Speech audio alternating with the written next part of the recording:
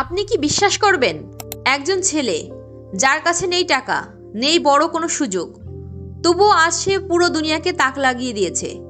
আফ্রিকার দেশ ইথিওপিয়া, একটি সাধারণ সীমিত সুযোগের জায়গা থেকে উঠে আসা এই তরুণ সোশ্যাল মিডিয়ায় সব থেকে বেশি আলোচনায়। তার বিশেষত্ব কি জানেন?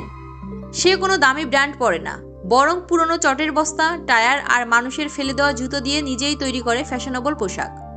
তারপর সেই পোশাক পরে এমন স্টাইলে ভিডিও বানায় যা দেখে মনে হবে কোনো আন্তর্জাতিক ফ্যাশন শো চলছে।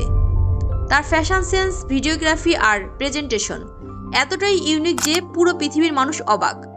এমনকি ইনস্টাগ্রামের অফিসিয়াল টিম পর্যন্ত তার সাথে যোগাযোগ করার চেষ্টা করেছে। বড় বড় ব্র্যান্ডও নজর রেখেছে তার দিকে। কিন্তু অবাক করার মতো বিষয়, সে এখনো কাউকে সাড়া দেয়নি।